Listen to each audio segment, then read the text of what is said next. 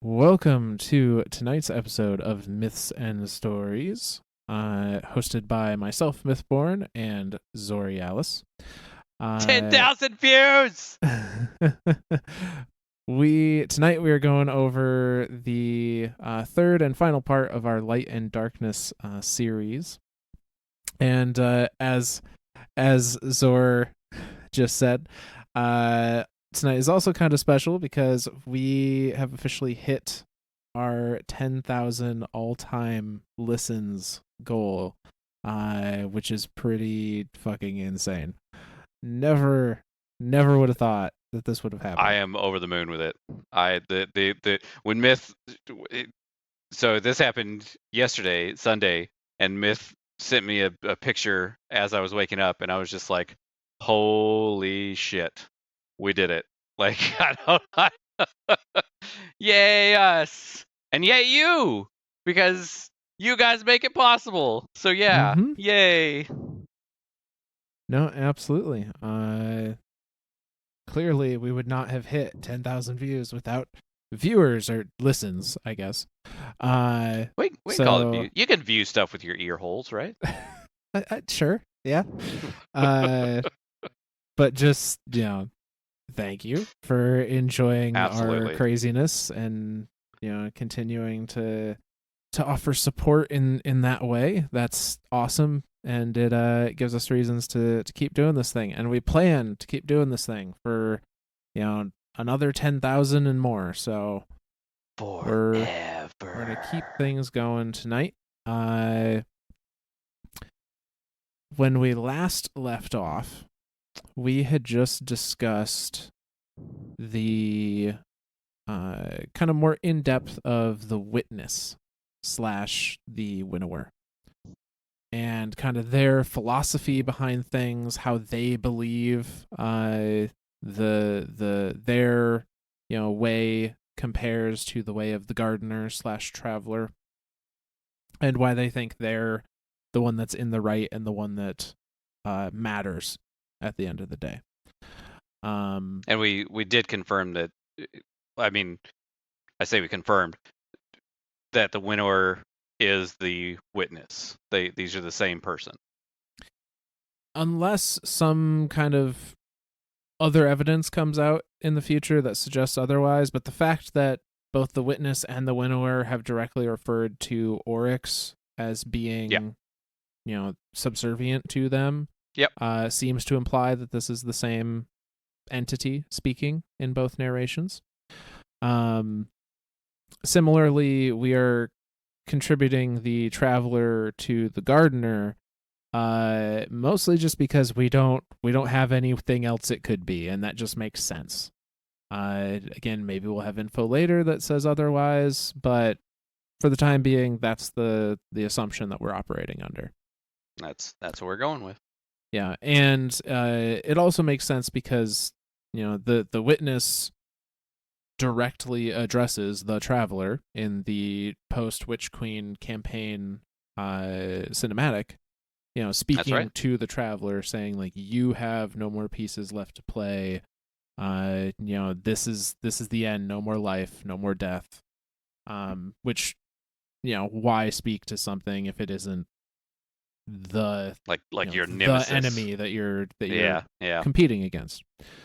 So just to give a very quick rundown, I'm not going to go over the witness / winnower's ideology in full and all their arguments and all that. But generally speaking, the winnower sees the continuation of life as suffering if that life has not proved its right to exist above anything else that's existing in the universe. And so it sees itself as a savior, as it has told us before, because it is coming to end that unneeded suffering in its eyes. Because every time the game was played, the Vex were the final thing, and the winnower was like, see, that's the rules are working. Full stop. Yeah, the winnower essentially takes the ideal of survival of the fittest on a cosmic scale and to the extreme. Not only is it survival of the fittest, it is the only thing that can survive is the fittest in the universe, period. Full stop. And that's just the philosophy that it operates under, because that is the philosophy that it has seen play out in countless universes before ours over and over again. And any attempt to circumvent that result, it sees as, just, again, causing unneeded suffering to those things that would have otherwise ended already. Like a perversion to what should happen. Yeah. Now, from the traveler's point of view, or the gardener's point of view, their argument, at least as told in the Unveiling book, which is worth mentioning, is narrated from the darkness's point of view, from the winnower's point of view, is that cycle of always ending up with one thing that is superior, that snuffs out everything else, means that there is no chance for possibilities or growth or anything to come from the complexity of a universe, because it always ends in the same way over and over and over. And that's why the gardener introduced paracausality, or paracausal powers, in the form of the light, and then the witness did so as its equal and opposite in the form of the dark, and to offer a rule that changes the game. And the gardeners of the thought process that is going to produce a different result, and the winnower is of the thought process that you're just prolonging the inevitable. So that's where those two were at, and kind of a very quick rundown of where we were with their ideologies from last episode. And so this episode, we're going to dive into the traveler / gardener itself, and look at some lore cards that maybe inform us of what its thought process is, in why it stuck with humanity, and kind of what its goals may be going forward. And then we're also going to talk about the ghosts themselves. What are they? What are their connections to the traveler? Kind of the ghosts' ideology around everything, which I think has there's always been some room for interpretation, but is kind of in everyone's face now that some of them have aligned with the Hive. The ghosts have a little more free will than I think a lot of us realized prior to now. So yeah. So well, let's start with the most pressing question. Mm-hmm. What the hell is the traveler? So the short answer is we don't know. Okay. Check mark. Solved. Next question. Yep, that one's done. Next on the line. No. So the traveler, as we see it in the city, there's a lot of allegories for it. There's a lot of metaphor that's thrown around, especially from the winnower in relation to it. It calls it like an eggshell that we have to break free of, or a prison that it's keeping us prisoner with the light. Those are the communications it was sending Eris during the season of arrivals. But we don't know a whole lot about the traveler, because unlike the winnower, who has been very talkative to us, it has said absolutely nothing. Literally zero. I feel like the winnower is like the best Bond villain, right? That he's just telling you all the plans because he's like, you're gonna lose anyway. But then, like, for whatever reason, we have the traveler that's just like, nah. But then not even like refuted or disputed or anything. Just sit there and be like, nah. So I do have some thoughts about that, though, about why that might be the approach that the gardener is taking. So the traveler has ideology, or its gamble, as stated by the witness again, so maybe unreliable narrator, is that given power over physics and the trust of absolute freedom, people will choose to build and protect a gentle kingdom ringed in spears, and not fall to temptation, and not surrender to division, and never yield to the cynicism that says everyone else is so good that I can afford to be a little evil. And I think that that statement, if we're to take it at face value, is that the traveler gives us power over physics with the trust of absolute freedom.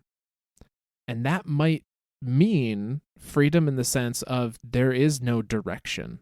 The traveler is not actively telling us what to do or not do, because in order for its philosophy to be correct, we have to arrive at its idea of utopia on our own.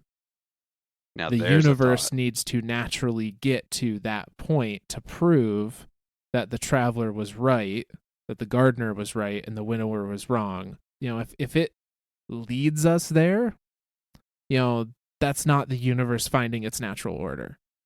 Yeah, it's literally it's cheating. It in the one hand, it's already created in this little game that they're playing. It's already created its own rule.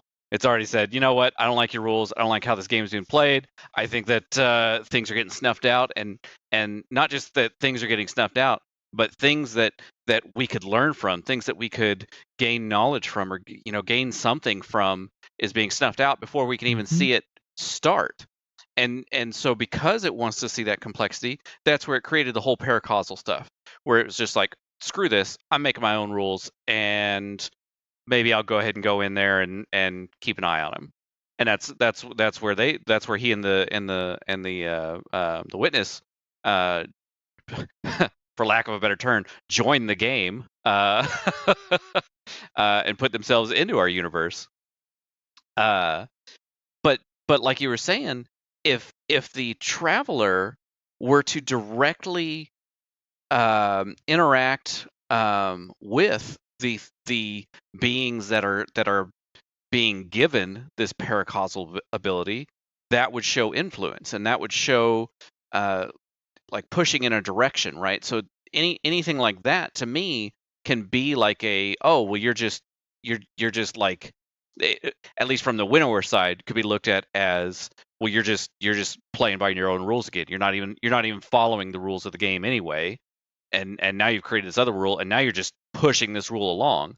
But it's interesting to think of that, and then to think of the winnower himself and who he's giving powers to, and how much the things that he's giving power to are actively worshiping him and seeing him as this almighty being, and he's having a very direct influence on everything, it feels like. Yeah, and I think that's an important distinction, because actively worshiping him is not necessarily mean that he's directly influenced them, because we have plenty of people that are actively worshiping the traveler.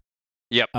But the fact that he is talking back and telling them, this is what you should do, this is what I need you to do. He's sending his disciples on missions, like Rourke babysitting Savathun, or sending him to the planet that I'm forgetting the name of now, that produced Un, who we think is another disciple.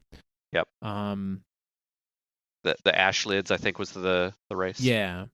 He's taking a much more direct approach in how he's trying to go about his mission.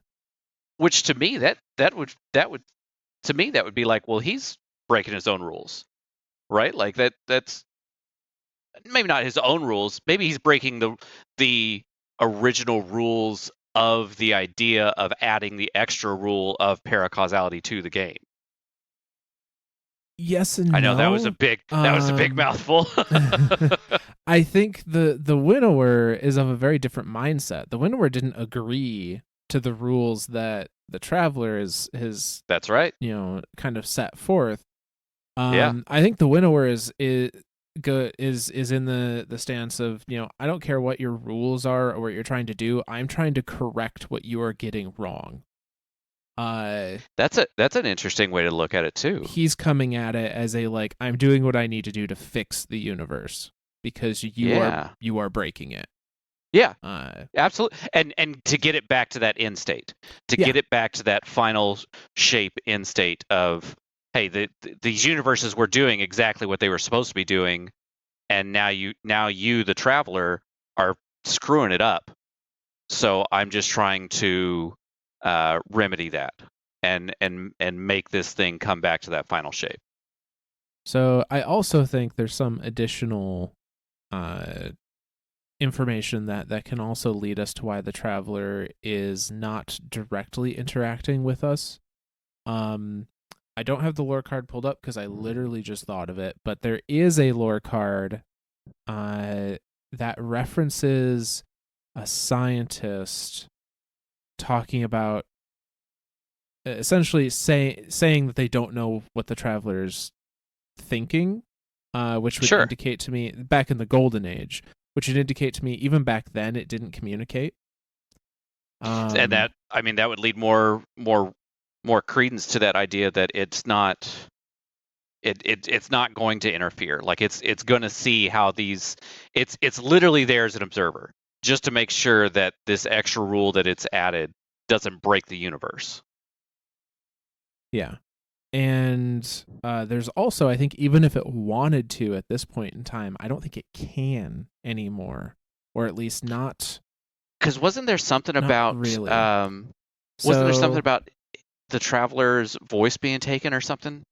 yeah, there Or am was I crazy? a no, there was definitely a lore card reference to the traveler's like tongue being cut out. Not Yeah. literally. I don't have that one in front of me, but what I do have in front of me that's along the same lines is an excerpt from the Shadowkeep Collector's Edition journal. Um, and that one actually kind of talks about we're inferring here, but these entries from that journal could describe kind of the process of the traveler arriving in Seoul all the way to it fighting the darkness for Okay. the original collapse. So those entries go as such. This has been such a long chase. This will be the place you will fight. Fight and win. But do you really know why you go where you go and where this journey is taking you?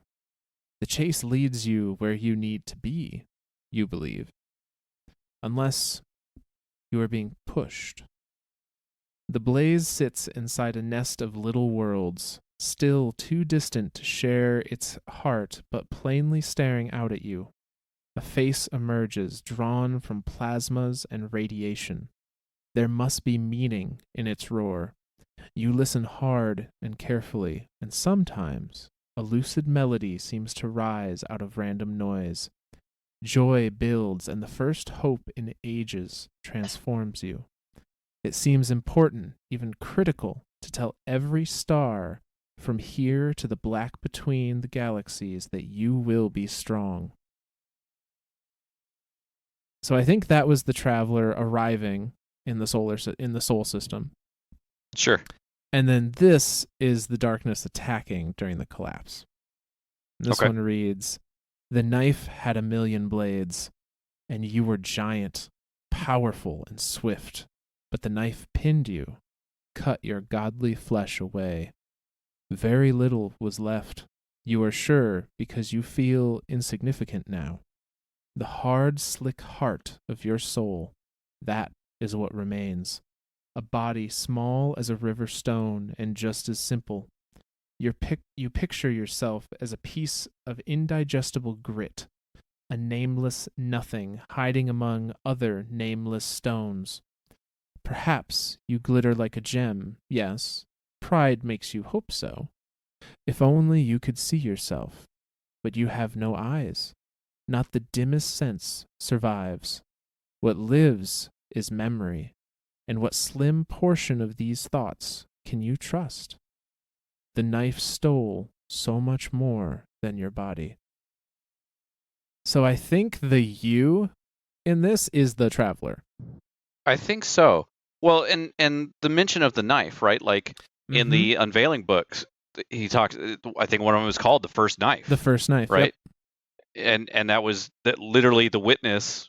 looking at his hand, and the knife forms in his hand. So I think that's a direct, yeah, that's absolutely him. And then the whole heart thing, like that's even the witness has used, the key is your pale heart, Mm-hmm. which I I know we've kind of gone back and forth on this.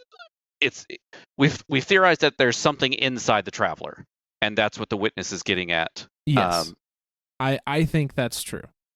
I think it's a little bit of that, but I'm curious because I'm curious if the traveler is just the last remaining piece of a whole. Yeah, I You suppose know, we could look at it as in like the traveler is the heart of the whole. that's possible. The only thing that makes me wonder though is because all the way back on Fundament, the Traveler was still in the form as we know it. Yep. And so it's been chased across the galaxy for over 1 billion years in that same form. Okay. Right. Yep. But I it could certainly be the case. I think this is leaning more towards there's a heart inside the orb of the Traveler though. I think you're right. Um Now that you mention it being on Fundament like that, and we know the timeline from Fundament to now is 1 billion years at least. right, yeah. All because of the Books of Sorrow, because that's where it's written in there, and that Oryx says that that's what he's done. Since that has been that way for 1 billion years, and it's just jumped system to system to system in the same form, I think that leads more credence to the idea that there is something inside of it that is the pale heart, that is the key, that is whatever the witness is trying to get to, which then makes me question: is the traveler itself a cocoon or a ship or a or sarcophagus? Is it some sort of protective thing for whatever's inside? Do you know if there's any lore entries about anything like that? So there aren't lore entries, but if we go outside what's provided strictly in game, there is Okay. old concept art from actually there's story panels from the original Destiny 1 cinematic of the astronauts landing on Mars and meeting the Traveler for the first time. And you're talking concept art from the storyboard Yes. clips for that. Yes. Okay. Gotcha. In that concept art, the Traveler is depicted not as the giant orb, but as a humanoid figure. Interesting. Now, clearly they went a different direction, and this is just concept Right. art. This confirms nothing. But I wouldn't be surprised if there's because the witness appears, humanoid ish. Right. I wouldn't be surprised if the Traveler also has some sort of humanoid character model that we're going to interact with in some way. And I'm that I'm the orb is like a ship or a protective barrier or something. something. Some sort of thing that is either keeping him alive or keeping him safe or keeping him locked away from the witness or and that's it. That's an interesting thought that hit me too. The witness is known as the formless one, and we see him in game as a humanoid figure. But because he is the formless one, he could theoretically take whatever form he wanted. And Because like has. when I mean, exactly like he when took our Callus, form. right, exactly. And so like when Callus stood in front of him, he could have been something totally different. And then like because every time that something has stood in front of the darkness, it's gone insane. Like Mm-hmm. that was kind of a key thing there. But like I mean, the fact that he is the formless one means that I feel like he would appear to the person that it is addressing in some sort of I don't want to say like a pleasing form, but like a recognizable form, A right? form that we have a concept of. If we want to like Yes. throw this back to Cthulhian Yes. lore, all the things about the old gods, like they drive you insane by looking at them because our we can't conceive of what they would look Yes. like is kind of And is the vibe. well, and we talked about this with the witness as well. Uh, the whole um, he gets his idea of morality from us, and so Mm-hmm. that's where that's where this idea of good and evil come from in his eyes, because we have defined it in Right. for us. So I think that leads credence to the whole he's just going to appear in whatever is conceivable to the thing in front of him that he is addressing, that the witness is addressing. So yeah, I think there, and if that's true for him, I mean, that's got to be true for whatever's inside the traveler, or It the would make sorry, sense, yeah. whatever's theoretically inside the traveler. The other thing that I find interesting that lends some credence to, in my opinion, to there being some kind of humanoid figure or entity that we would communicate with that is tied to the traveler in some way, is that the if we're assuming this is also from that collector's edition journal from Shadowkeep, if we're assuming that these entries are talking about the traveler, the you who is cut by the knife, the you that feels insignificant, those all seem to indicate the you is the traveler. Yep. There is another entry in I think at the very end of that lore book or that journal that is just a single page, like scratched and scrawled, like someone has etched it with a blade into the side of a rock kind of look to it. And it Yes. says, "She will bow to me." And that might be provided that she in that case may be in reference to the traveler as well, which would give us an indication of, uh, how can something identify as what we our interpretation of gender Right. without being humanoid in some way. Right. Right. And yeah, no, I think there's something to this. I think there is something to this. I really do. And now that you mentioned the Cthulhu stuff too, that just makes sense. Well, and That's I feel like that's starting to make sense. not just Cthulian lore and stories, but even looking at like depictions of angels in the Bible. Right. They were often not the feathered humans that we see in media. They were usually like, again, unconceivable, like things of many eyes and wings and mouths, and like Absolutely. it was horrific in If you description. if you've ever if you so my favorite depiction of something like that is in Bayonetta when she's fighting the angels, because they're just, I mean, they are like, they're everything. They're tons. They're like 30 faces on a thing, and just metallic metal giants. They are everything. They are everything and they are nothing at the same time. It's super neat idea there. But yeah, so as far as the traveler, um, we really don't have anything We have some to guesses really. and some theories, but that, yeah, nothing I concrete. I Although think that's the best we're gonna get there. I do have some additional info for the traveler in particular, though. That's not going to Okay, inform us as to what it is per se, but an identity can or something. give some idea around what other characters in the universe think it might be, Okay, or think what sure. its motivations are. So the first lore card I'm going to pull from here is the Illuminous Vest, um, with the Majestic specifically. It might be on both, but this was the one that I pulled. Uh, and in this, it's a short discussion between Mithrax and Ido, and it goes as such. Mithrax spoke. The Guardians are capable of mercy, though they seldom show it. Then why does the great machine bless them? Ido asked. Is it not better to be merciful? The darkness is coming, Mithrax replied warily. Nearer now than ever before. Perhaps mercilessness is exactly what the great machine needs.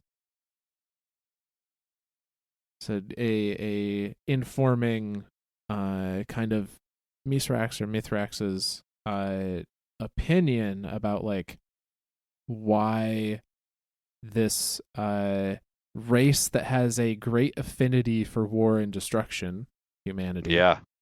Yeah. has been gifted this power that in their opinion is a power of the good. You know, the great machine is something that is to the Elixni people like un unarguably good. Right. And They actively look at it as a god, yeah, as a friendly god that should be worshipped and celebrated and all sorts of good. and their one, you know, Mithrax here is coming to the conclusion that I think we have said before, that humanity are being used because they are the perfect warriors of the light. They are the Absolutely. perfect, you know, that gentle city ringed in spears. The guardians of humanity are the spears. Absolutely. I think that that's a absolutely. So the other thing that I wanted to read through here is actually going to be in relation to the traveler and the ghosts. Now there's 3 cards here that I want to touch on. Okay. The first of which is from the Ghost Stories lore book, and it is titled "The We Before Us." And this actually talks about the ghosts remembering their birth, essentially. And Because this, I think that's Mhm. that's something that needs to be put forefront too. Every single ghost is the exact same age. Yes, every single ghost was born at the same exact time when, you know, the traveler decided to create them, essentially during the collapse or at the end of the collapse.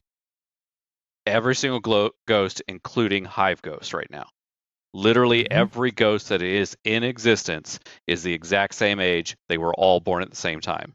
They have not gained numbers. I guess They they've have lost lost. numbers, but they definitely haven't gained in there's not been a new ghost born since the release of the initial release of all the ghosts. Correct. Okay. So this lore card, "The We Before Us," goes like this. I remember the moment we were born. There was pain and loss and a feeling of falling. Was this the end? The shadows gathered, colored bruise purple and gray in our fading consciousness. Our shell cracked and splintered. Part of us were lost or carried away. We felt those wounds jagged and sharp. We could feel them still attached by a gossamer thin strand of understanding. We felt a garden with no blooms, a valley shrouded in gloom.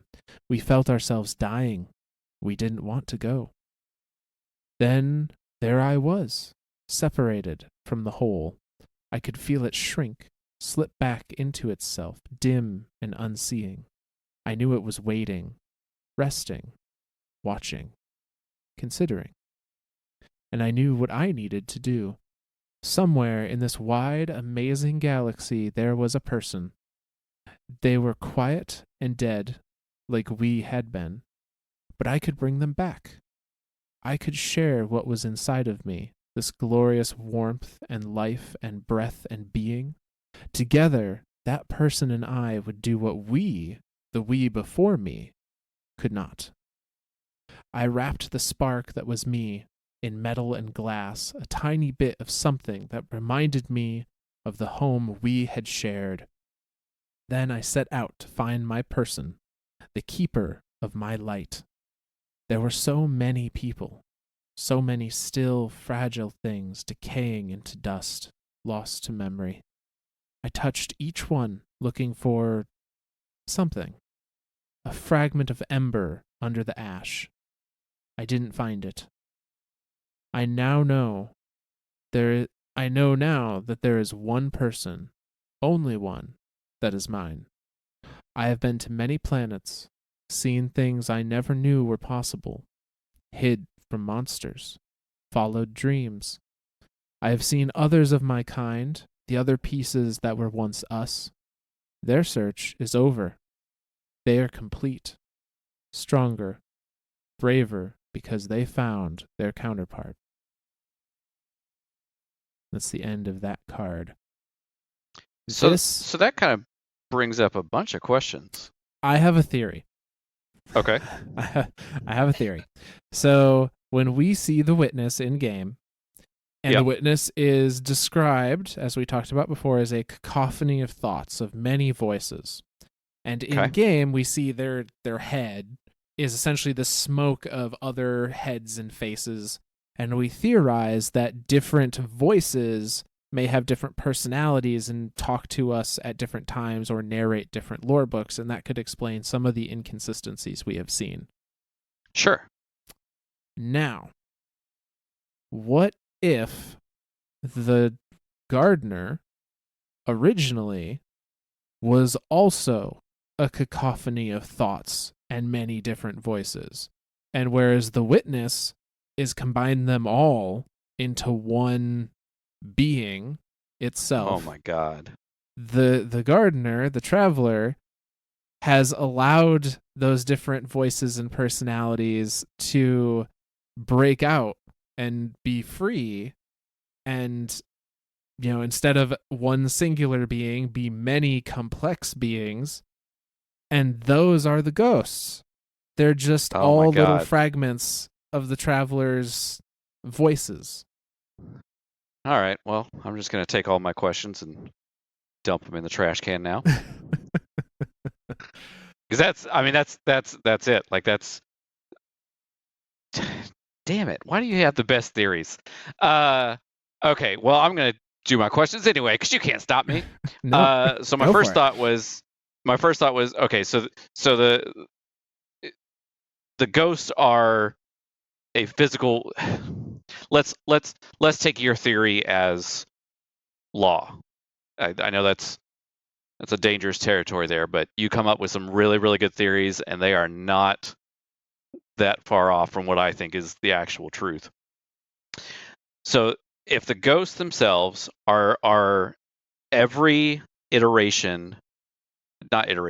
every different voice inside the winnower's or the gardener's head, and it has just, as you said, broken itself up to be the most complex being in all of existence. Those that break up that has become the ghost, and the ghosts are little spheres, to resemble the greater whole that they once were, wrapped in metal and glass. Mm-hmm. So, man, why do you come up with the coolest shit? So, I don't even know where to go now. Fuck. Okay. So let's start with a concerning question. Mm-hmm. What drives the ghost? What is there something that the ghost has been given, a set of instructions or a thought or something that every single ghost has this need, because that's what it feels like to me, is a need to find its counterpart, to find its, for lack of a better term, guardian, to find its being, to find its hive, whatever you want to call it. Is there some, or was there some type of instructions given to the ghosts, or are they all just doing this on a subconscious level? So I think that they have a set of criteria, but it's not a conscious set of criteria. I think it's on a subconscious level. And I think what they're finding, and originally, so we had theorized, and I think still holds true, but I think it's not the whole story, that what the speaker said. Sure. And what Savathun parrots, the devotion, bravery, sacrifice, devotion, bravery, sacrifice, is part of the story. Like, I definitely think that's like those the criteria core. need to be met. It has. You have to meet those for sure. Absolutely. However, you could argue that there's plenty of people presumably in the Destiny universe that could fit that bill. So why do ghosts have to find their person? That Right. one. And this even says that this ghost at least says, I know now there is one person, only one, that is mine. So, Now, okay. I was fixing to say, now that kind of brings up a little bit of a contradiction, right? Like, we've heard of ghosts giving up their guardian and going and finding another one, well, have but not we? finding another one. Not actively going and finding another one, but actively giving up on their one. Yes, And that has then what? happened. Like, what happens to those ghosts that just give up? I mean, the most recent one is Finch, right? Like, he's just sitting there next to his dead, for lack of a better term, guardian, and Mm-hmm. just not resing him. Like, no, this is dumb. I'm not going to res this guy. I was wrong. And so, what implications does that have for a ghost? Can a ghost find another body, or is it literally that is the one and that is it?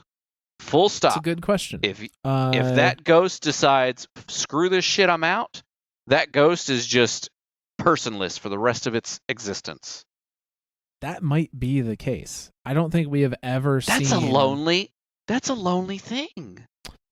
So the only ghost that comes to mind that has hopped between people would be the story of Shin Malphur, Right. where Shin had a ghost that died, even though he didn't know it.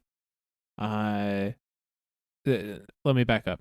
We're gonna do our own Shin series, so I'm gonna try and make this Spark Notes version. But Shin died as an infant, and a ghost resurrected him in his infant form, and was then killed by Fallen.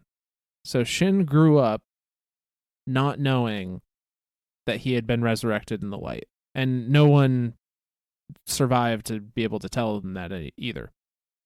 Sure. His mentor, Jaren Ward, was a guardian with a ghost, and Jaren Ward was killed by the original Thorn and was not resurrectable from the light. His ghost could not revive him despite trying because he was killed with a weapon of sorrow. Right. His ghost then attached itself to Shin and was able to provide Shin with light. But was it able to resurrect Shin? I don't know. I don't believe there's anywhere in the lore that it has had to try. Because I think but I also haven't researched it. That's fine. Like, there's a huge story there, right? Like, for those of you that don't know, Bife did like an hour and a half video on it. Like, it's absolutely beautiful, and we're definitely covering that because that's a really cool set of lore there. But I think that does bring into question, like, so Shin has this ghost that has jumped to him. If there's never an instance where Shin died after that the ghost had to resurrect him, then that would kind of be that weird wishy-washy space. But also, Right. it is we also talked about the ghost being the conduit, right? Like, or no, we're the conduit. Yeah, the For the ghost is light funneling light into us. So we into are us. we are the weapon light is being used through. We're the ones shaping light into something. Yeah, but it's being provided by the ghost. So that's the other thing too. Is the ghost just feeding light into this body because it's like, well, shit, my guardian's dead. I don't know what the hell else to do. I can channel light. Here you go. Like, that's an interesting thought there too. Again, not to dive too far into that story, but Shin and Jaren this is not had a relationship before that. So like, Jaren had a very good suspicion that Shin was a ghostless guardian. Gotcha. So like there's a lot more to it than than what we're able to cover Right. here. Right. It was just as an example. Yeah. It's just as an example of a ghost jumping between people, although it was very specific circumstances. And that is the only instance that we have in the entire Destiny universe of that happening, correct? That I am aware of, yeah. Okay. Wow, I feel like an attorney questioning somebody on the stand, and you just gave like the perfect answer that I'm aware of. Right? Yep. Uh, Keep it perfectly open for for an out. I love that. I absolutely love that. But yeah, no, that's an interesting thought too. That the ghosts themselves have one and exactly one guardian, and if something is to happen to that guardian to prevent them from being rezzed ever again, the ghost is just like, screw it, I'm out. Like that's the end of the game for me. And we do know that there are some guardianless ghosts. Now, I think it's presumed that they haven't found their guardian yet. But there are guardianless ghosts that operate in the hidden for Ikora as spies. Because they can get in and out of Really? areas that, people can't. Okay, now I'm gonna have to have some supporting evidence. All right. Well, now you're gonna make me pull it up. You god dang right I am. Because if there's nothing that we are, if there's nothing we are, if there's anything we are, it's efficient, it's transparent. I don't Don't know. hurt yourself. I am. I'm using words that I've heard in sentences before, and I don't know what they mean. So I'm just using them together to see if they form something. One of my main things that I wanted to kind of keep in theme of our ideas of light, dark, witness, traveler, ghosts. Anything that we try to put forth, I want to have some sort of evidence to back that up. That's just so we have a I don't want to say coherent, but I think that's the word I'm going to use. I guess true-ish, accurate depiction of what these entities and what these forces are and what they are not. And so yeah, if there are guardianless ghosts that are able to be rogue agents, then yeah, I would love to hear about those. So, say that is one thing I did not have prepared. So it's going to take me a moment. That's To okay. pull I that can, up. you know me, I can ramble. Well, you did mention about what is kind of the driving force for Yeah. ghosts. And none of the ghosts that are asked about it directly can quantify it. Sure. But they refer to it as essentially a feeling. And actually, there's a really interesting entry from Finch that talks about how he chose that hive night. And he this is in the Lucent Tales book, which you get from collecting the Lucent Moths. And this one is entitled Finch 1. And this excerpt reads as such: I'm not what you would call a believer. Not after the Red War. Not after the Tangled Shore. Not after a lifetime of never mattering just 'cause I wasn't half of someone else's whole. But that made me feel again. I saw him, what was left of him, lying there. Just his corpse, dead maybe 100 years. It was my night. I look and I know he's mine. Like hearing a song the first time, but it's already stuck in your head. And then in that moment, I think something good in me died. You'd think it'd be impossible, but sure enough, all standing there, Ely, Queeset, Hatcher, everyone finding their purpose, raising hive light bearers. And the whole time, every ghost I ever knew is shouting, telling me, this is the traveler's plan. Who are you to question it? And I thought, maybe they're right. And so I chose to share my soul with a monster. And the thing is, you can't just be part monster. So Finch describes this as like as a calling. Like Yeah, when he finds this knight that he's able he to knows. partner with, it's like it's just this you know he can't communicate what it is. He compares it to like music. Like there's a Right. song that you've never heard before, but you already know all the lyrics to it, kind of thing. And canonically, they're all just humming "More Than a Feeling" from Boston, right? Like that's the song that connects them. As soon as that dead body starts humming it back, they're like, "Oh, that's mine. Okay, got it." So I just had a thought. Oh shit! Is it a What if frequency thing? what if the song Finch was hearing was Savathun's song? Get the fuck out of here! Get out of town! Go home, you're drunk. What if it was? I mean, I think What we're if that's maybe being a what if little that's the too sound? literal with his What if description. that is the sound that every single ghost hears? And when it gets played back to them, that's when they know that they've connected with it. Maybe so. So there's another bit of information here that talks about how a ghost chooses a person or what their relationship is with that person. And this comes from Ghost Stories, the book Ghost Stories, the chapter called Compliments. And this is a conversation between Segura and Officius, who is Ikora's ghost, who I I was going am to say that's like butchering the chorus, right? name of. Yeah. And it goes as such. I remember talking to Officius one day about the connection between ghosts and guardians.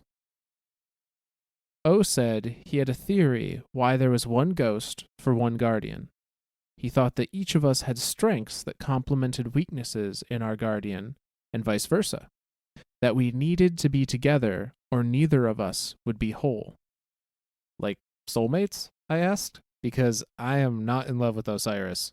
Not only would that be really weird, but he kind of gets on my nerves all the time. It's not a romantic attachment, O said. If he had eyes, he would have rolled them at me. It is my belief that the traveler understood that normal people would not be enough to protect humanity, that it would take those who are extraordinary in both body and spirit, and that only by the merging of ghost and guardian into a single unit could this be accomplished.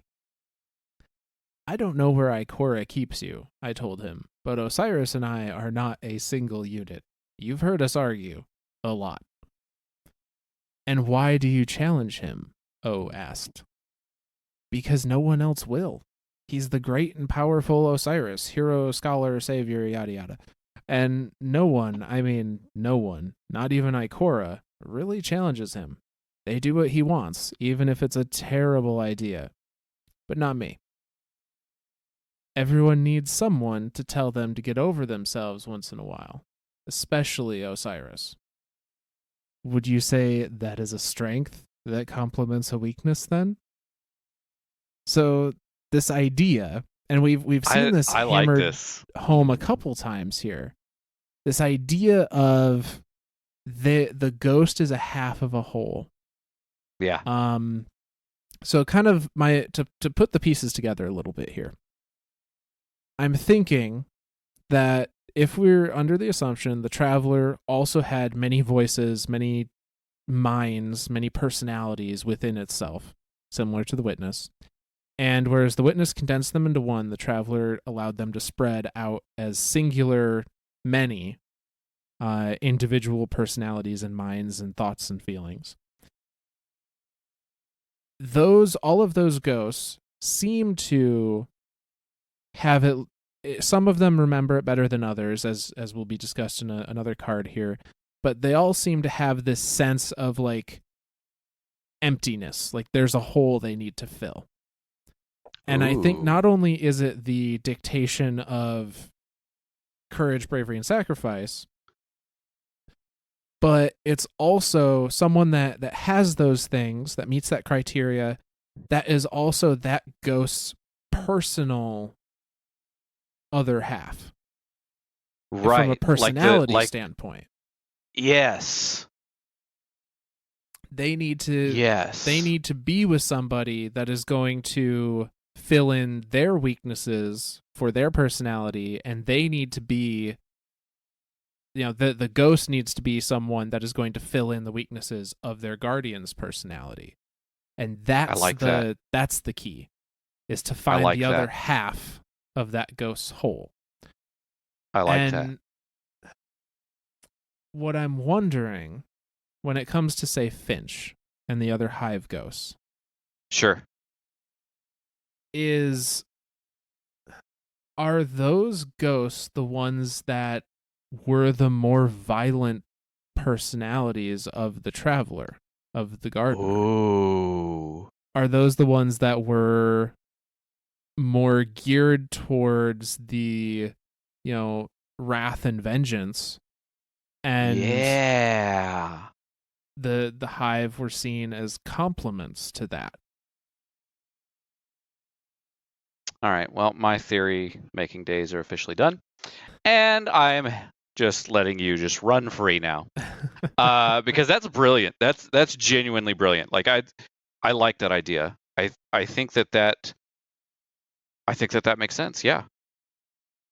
Interesting. So the one bit I wanted to touch on here, in addition to this, is the fact that not all of the ghosts, and we're kind of doing the traveler and ghost at the same time here, whereas the others I we've kind of had divisions. These are just I so feel like closely it's related hard. that it's just all lumped into Well, one section here. and if the ghosts truly are just the many bits of the traveler, then theoretically ghosts are just they're just the gardener. And we know that all the ghosts have, or at least our ghost in game has a connection to the traveler, not maybe in the sense that it can communicate directly, but our ghost has said a number of times in game that it can feel the traveler, or it can Yes. sense the traveler. So I think maybe the strongest, or the core personality, or the core entity of the gardener is still in the traveler. I like But that. I like that idea. and it is its job is to keep all the other ghosts connected, not only to itself, because that's how they get the light, but also, like, as the we before us, like, all of the ghosts were kind of a hive mind before, or Sure. maybe not a hive mind, a shared mind, I think is more Sure. appropriate. But they don't all hold the same opinion on this, which I find fascinating. So this is also in Ghost Stories, titled Difference of Opinion. And this card goes as such. This is a guest lecture by two guardianless ghosts about life, light, and the search for their guardians, featuring Balthazar and Peach are the ghost names. Question: what is the traveler in your understanding? Balthazar: great question. Peach: terrible question. Balthazar: in a sense, it's the only question. The traveler is our primary, our mother, the primordial and the pinnacle. A dear friend, the ghost of Pajari, once compared the traveler to a song that has never been sung. Peach: look, the answer no one likes to give is that no one knows what the traveler is or anything about it, not even us. Balthazar: we know she wished for us to raise guardians to be her avatars and defenders. Peach: do we, though? Just because we can do that doesn't mean we're made to do that. And who says it's a she anyway? Why does it need a gender? Balthazar: the traveler, in her omniscient wisdom, looked into the past and the future, and from all generations that emerged from the cradle of earth, she chose the best of them to be her champions. Each ghost was lovingly and carefully created for their one true guardian. The ghost and the guardian complete each other. Peach: if that's true, then the traveler's kind of a jerk. Balthazar: excuse me? Peach: look, I know tons of ghosts who died before they ever found their guardian. I know some ghosts who still haven't found a guardian. You haven't. I haven't. But I don't think it. But I don't think I'm incomplete because of it. Balthazar, I have the humility to recognize my own shortcomings and to submit myself to the traveler's plan. So clearly, there's a argument here where the ghost Balthazar believes kind of what we had seen in other lore cards. Sure. And the ghost Peach is very much of a dissenting opinion of like, look, I don't know, you don't know, you're just kind of making shit up, and why do I need a guardian to be, a powerful ghost? Right. Or to even be whole. Like I don't Right. feel incomplete. The next question on this is, do you remember being inside the traveler? Peach, no. Balthazar, I do. We call it the womb. Peach, I have never and will never call it that. Balthazar, imagine a cosmos inside a bottle. Trillions of stars orbiting each other in a complex weave, but they aren't stars. Perhaps a better word would be souls. Souls dancing in an infinite space enclosed within a celestial egg. Peach, which is it? An egg or a womb? Balthazar, it's called a metaphor. Peach, well then pick a metaphor, not 12. Balthazar, well what would you call it? Peach, I wouldn't call it anything because I don't remember it, and I don't think you do either. So the banter between these two is pretty great. I freaking love Peach. Peach is just like, you're so full of fucking shit. You don't even know what the fuck you're full of. Like I cannot. Between Peach sounds like another Sagira, right? Like Sagira was sassy. Sagira was this very sassy ghost, and Peach is on this level. So I mean, to me that kind of lends more to the credence of like they were all originally part of a whole, and Peach and Sagira would kind of have they'd almost have like a connection with each other, and maybe like Sagira, like let's say it takes 20 things to make a whole, and Sagira has 18 of those and needs 2, and Osiris has those 2. Peach would have 18 of those, but they'd be shifted 1, right? Like one of the ones that Sagira would have, Peach wouldn't have. So then Peach would have to find that guardian that has those other 2. And but then that would show how some ghosts are very similar, and some ghosts are obviously like Balthazar. He's very much like he believes in this idea. It almost like a religion way, right? Yeah. Like almost like a religious point of view of like, yeah, I was born in a sea of souls, and it was the womb, and da da da da. Yeah, no, I really like these ideas. So the last lore entry here that's kind of about the traveler, kind of about the ghosts, comes to us from the Imperious Sun Shell, which is the ghost shell from the doing all the lore books for the new raid. And it goes as such. This is a conversation between a random ghost and Rook. Rook, what is it? Ah, yes, one of Savathun's new curios, a fraction of that imperious sun, a facet of a sphere, a segment of adversary. Ghost, yes, hello. As I told the assortment of arthropods earlier, I don't think I'm supposed to be here. Rook, blessed ignorance. What of the past remains when all is wiped away? Only the gaps. Ghost, oh, no, I think you're confused. I'm new. Rook, once, stimulus response. Writ large over the age of galaxies, and now asymmetry and fractal perfection. What turbulence mars your pattern? Ghost, if it's all the same, I'd really rather leave. Rook, freedom comes in knowing the thing. Isn't that what she says? But you are unknown. To the universe, to your creator, even to yourself. Isolated, past, present, future. Ghost, please don't remove that. I like the expressiveness it lends me. Rook, have you spawned? 'Cause your spores to the wind, lone wanderer. What gametypes exist wherein they could partner? Ghost, I think yes. I believe I'm looking for a partner. Rook, Leviathan under glass, but with it perhaps a fraction topples the whole. Crack a facet, crack the face. A sliver of light within. Ghost, yes, there is. I meant to share it with somebody worthy. Rook, rejoice. I have worth beyond worth. Ghost, disciple of the dark. Rook, adversary? Ghost, this one is not for you. Rook, too bright. Nothing but scrap. They refuse to let their secrets be taken, only given. Poach another curious fruit from the witch's collection.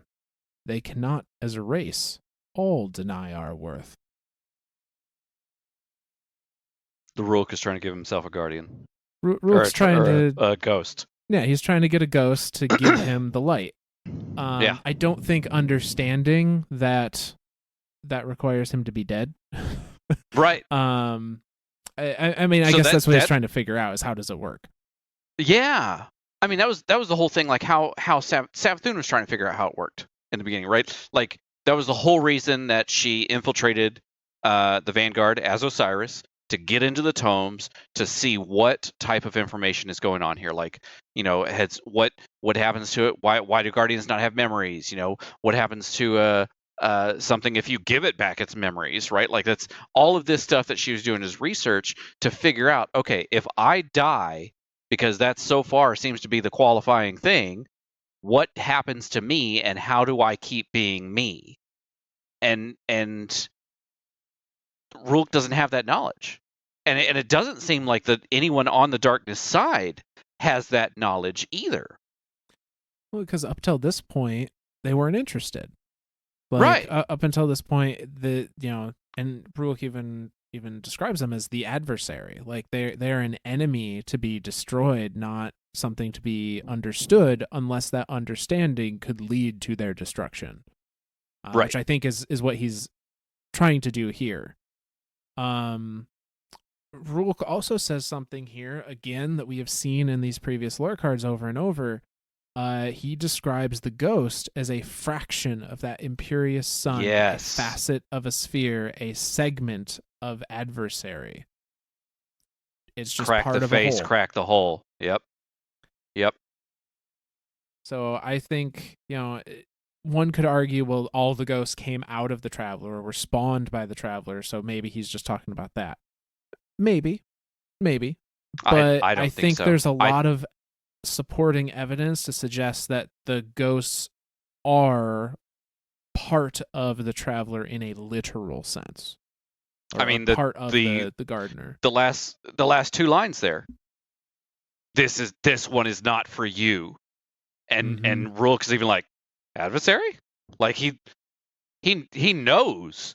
He I mean, maybe he doesn't know, but like he kind of has this idea of like, whoa, the main thing just talked to me through this thing. So I mean, that to me seems like that's a pretty hard evidence that they are many parts of a whole.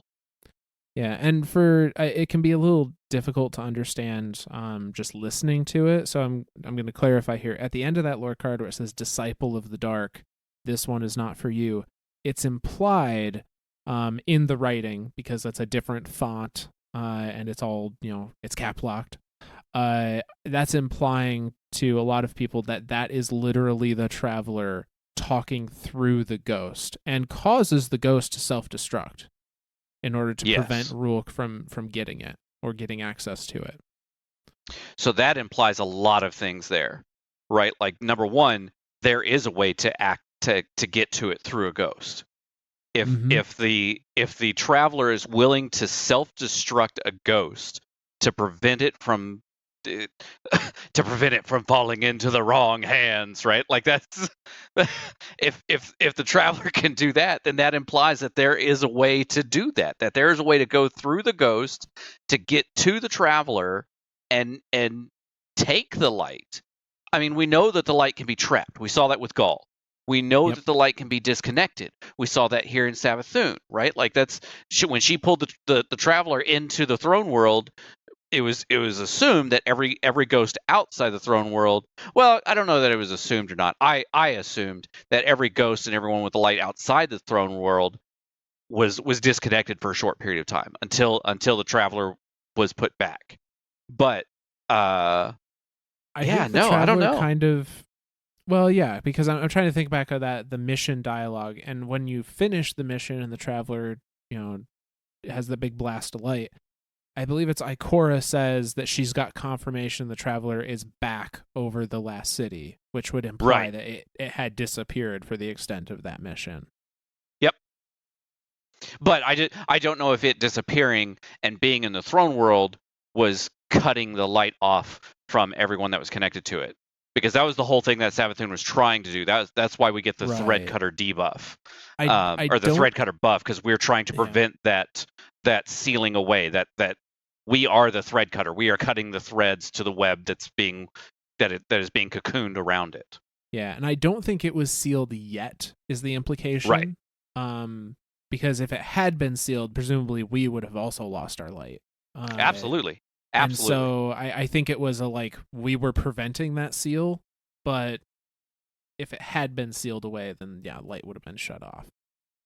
Um, so I have a couple other lore cards about ghosts in particular. That Well, talk to. real quick, Yep, I know we kind of jumped away from it. Uh, did you find any of the stuff for the hidden ghosts that were guardianless? I was reading, so No, I I know. di- I didn't have That's why a that's I didn't have much of that's a why I chance to. asked.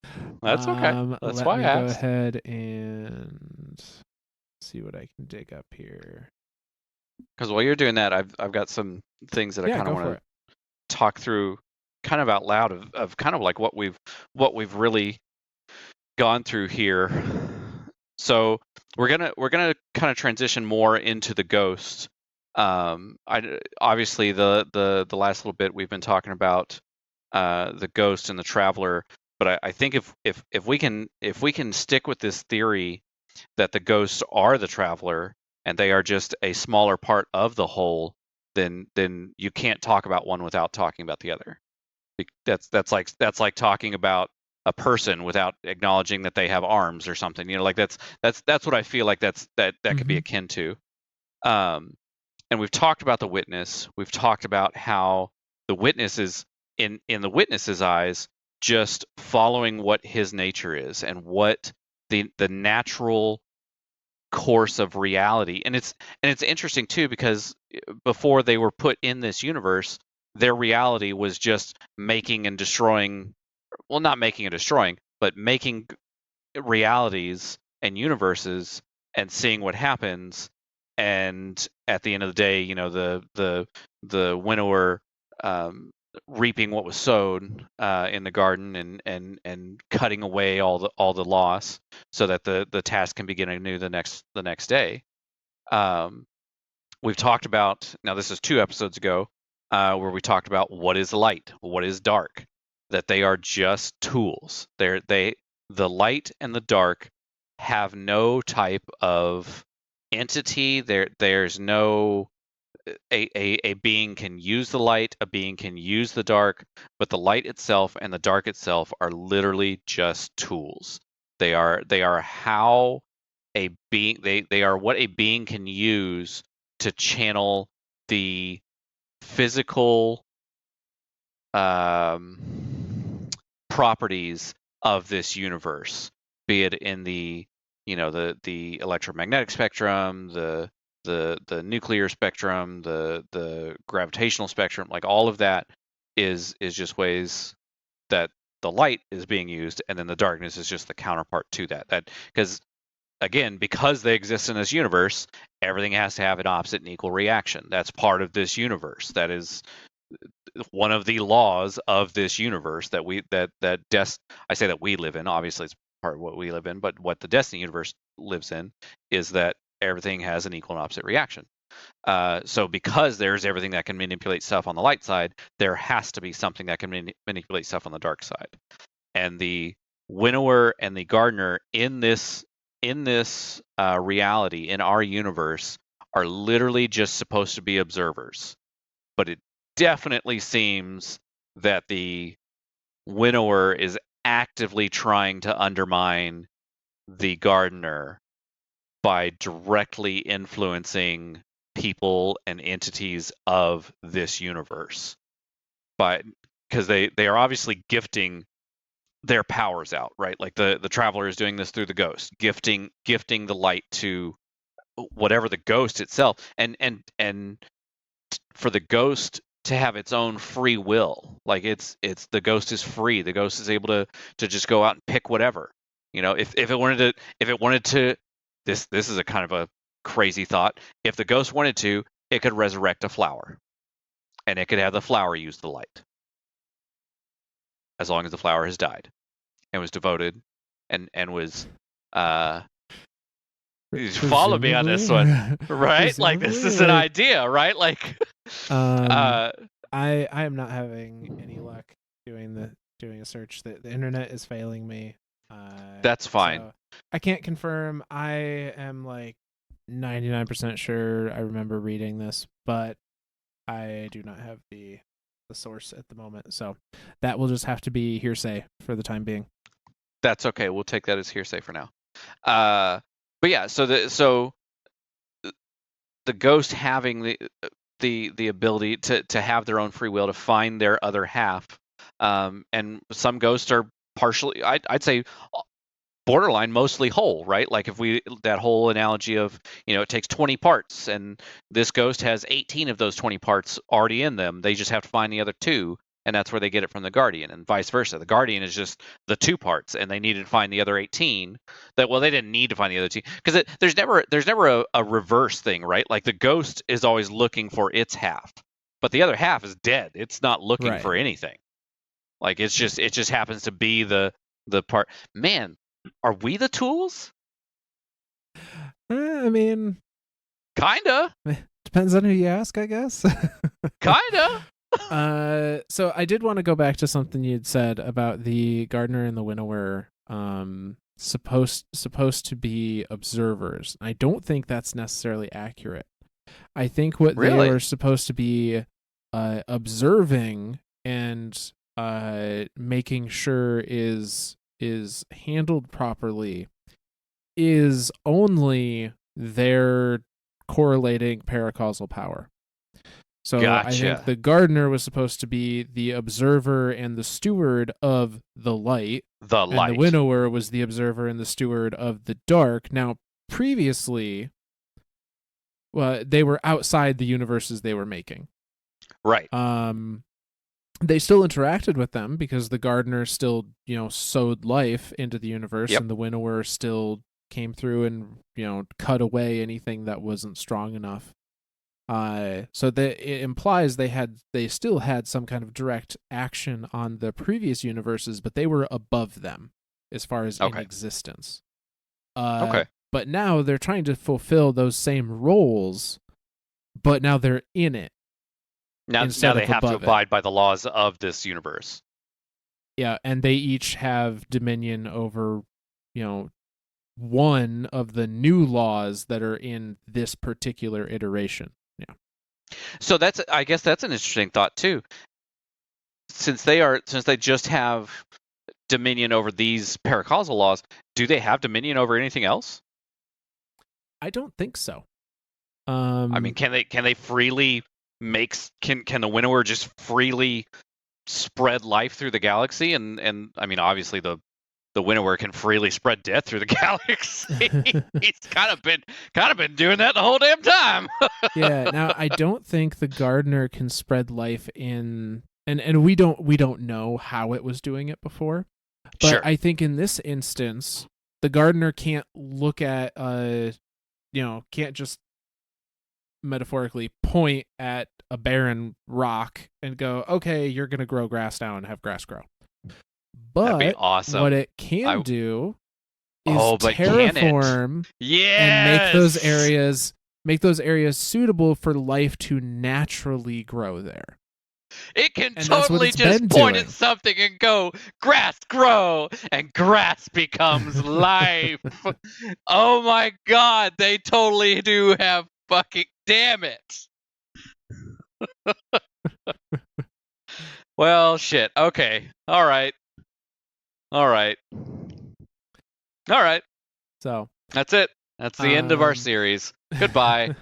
No, that's not quite. That's awesome though. That's everything about this. I feel like I just talked myself into realizing what just happened there, and then confirming exactly what we've been thinking this entire time. Like I love when we have those moments happen here on our show, and for that to happen. Like I love that. I absolutely love it.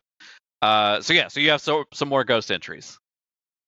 Yes, so I have a few more ghost entries that don't necessarily cast doubt on some of the things we have said up to this point, but offer some additional complexities to the process. So, as say, in the Tales of the Forgotten, which was the Festival of the Lost book from last year, I believe, we have Glint, who's been running around gathering tales of the headless ones. Yes, but we did a series on this. We did a series on this. We had 2 episodes on it. Yeah.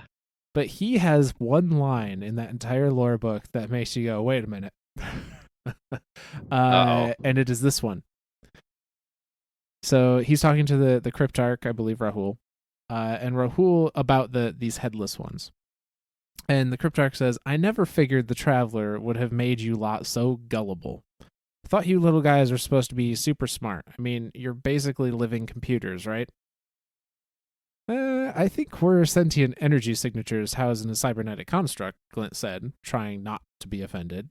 But I do have an internal database, if that's what you mean. So this little line, they're just little mini supercomputers. That's all they are. That's the one line that we have an actual confirmation from a ghost of what they physically are. He is a sentient energy signature housed in a cybernetic construct, or at least that is Glint's explanation of what a ghost is. And I think this could fit our current theory of ghosts are just all pieces of what used to be a whole traveler. What I want to key in on is the sentient energy signature. Now we have said that the light affects all wavelengths all at the same time on every spectrum. Right. What if each ghost, and the reason why each ghost is different is it is a different frequency of energy that has been given sentience. Theoretically, there are infinite frequencies. That spectrum of light. Now, I don't know that there are infinite ghosts. I think there's a finite number. Or at least it's implied there's a finite number. I mean, we ain't run out of ghosts yet. True. This is true.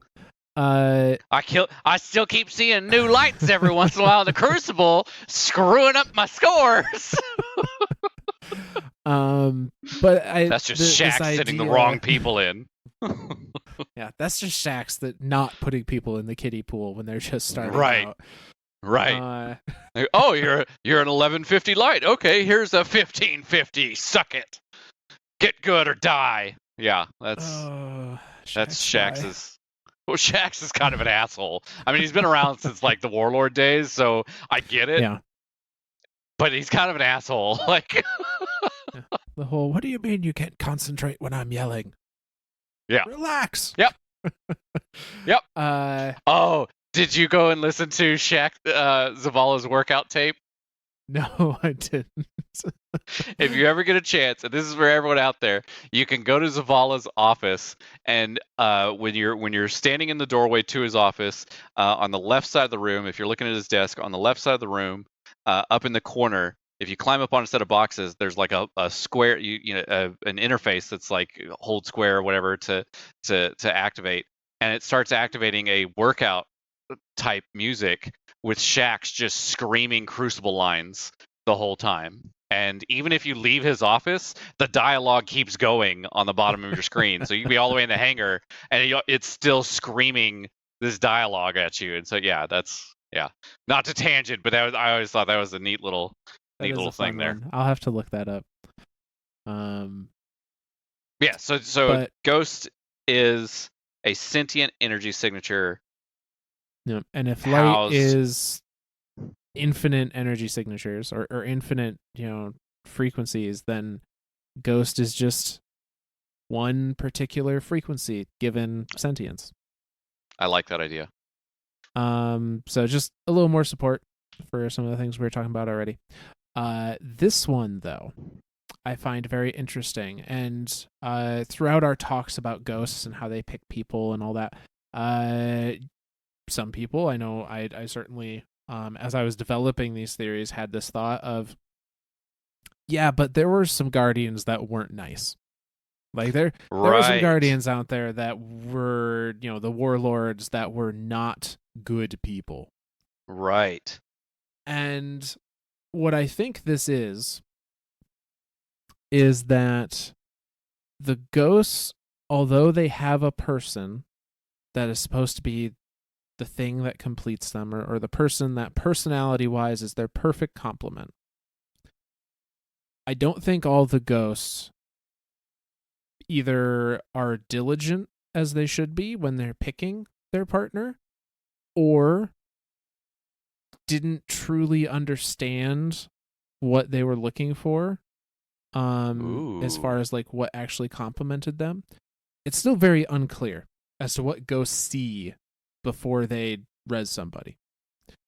Well, it's interesting that you use the word see, because we talk about that as like ghost sight, as ghost right? sight, Like the yeah. opposite of deep sight.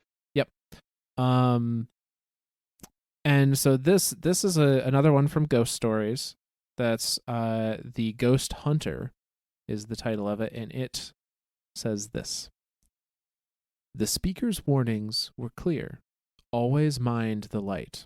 If you feel it fraying, you've strayed too far.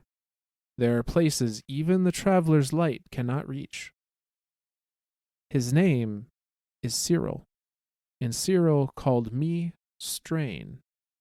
I found him on the far edges of Mercury in a valley that the Vex transformation had never reached.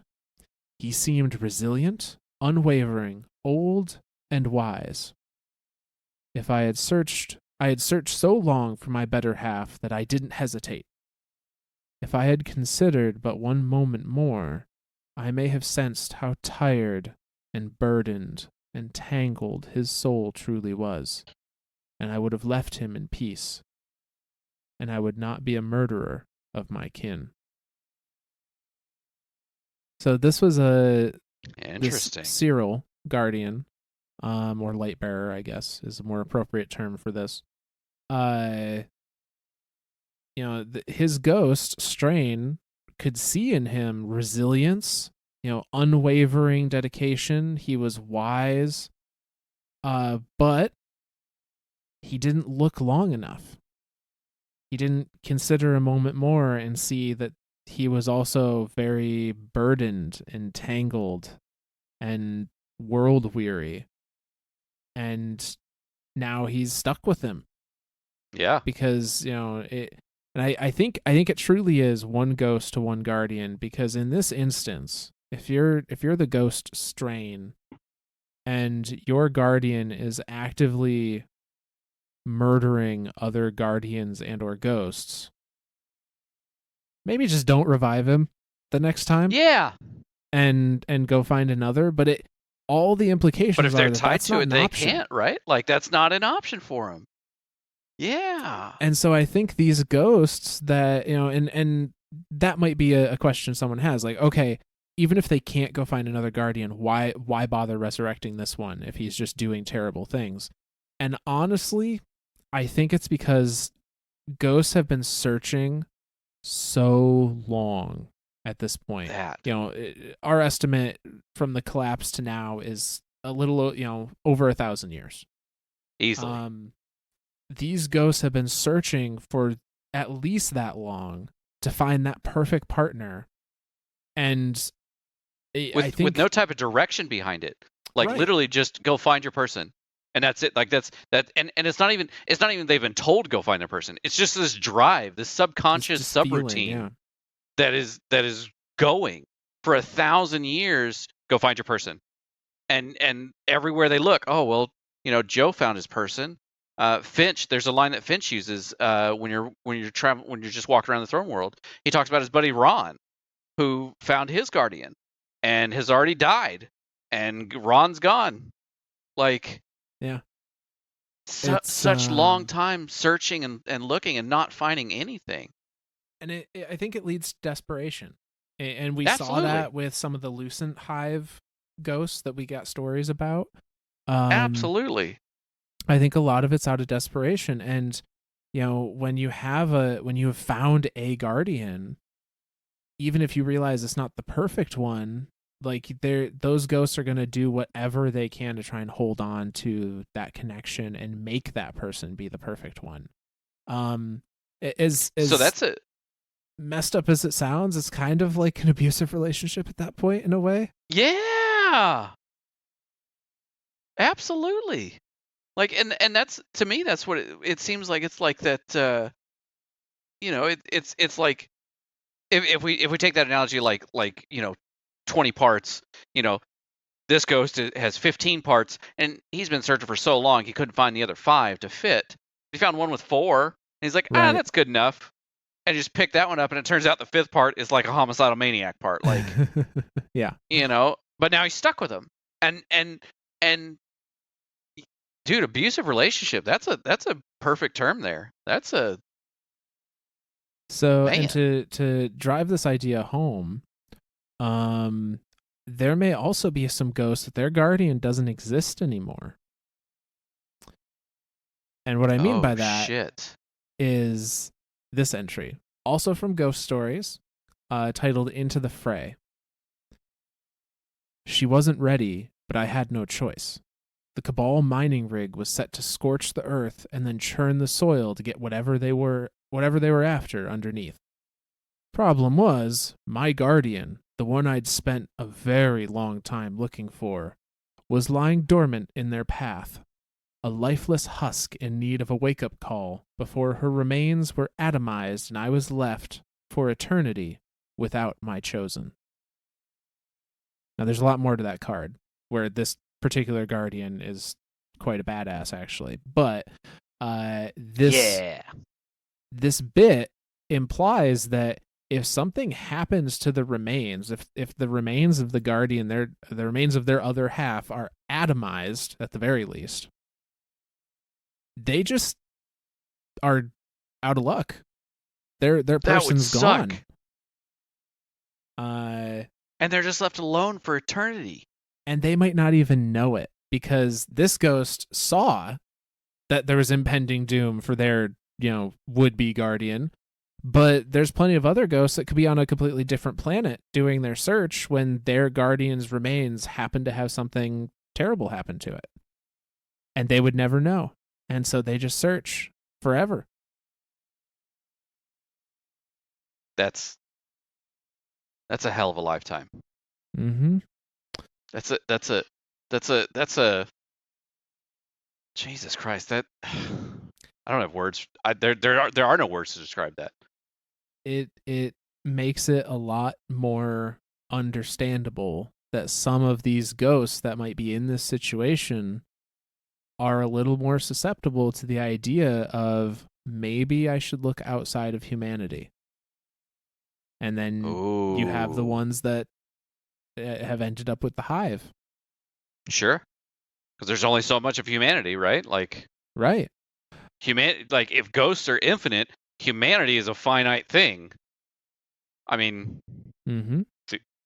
you can make more babies, but I mean, yeah, but you need people around to do that. right. Uh, Like, well, I mean,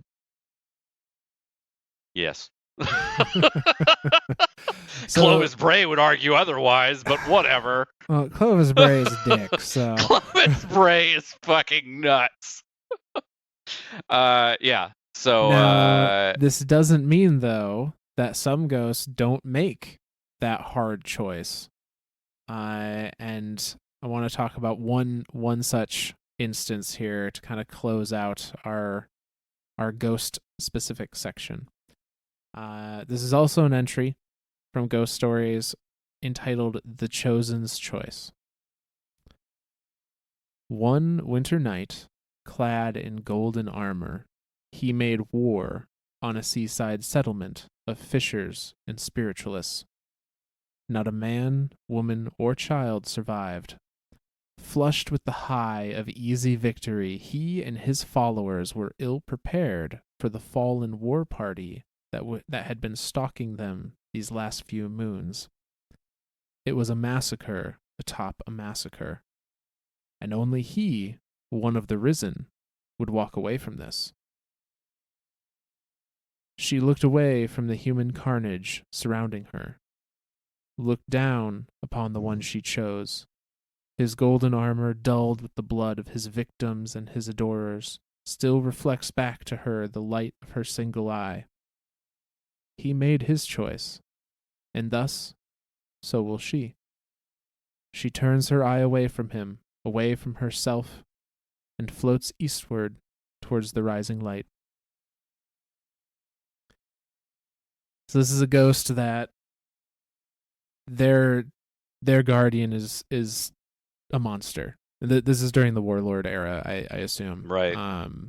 But who has decided, to walk away, to have eternity without their other half, because they just can't put that evil on the world anymore. They just can't bear the carnage that's happening there. So it ghosts have that ability. They have that option. They absolutely have free will. Everything Yes. about this proves that ghosts have free will. They can kind of come and go as they please. That they like.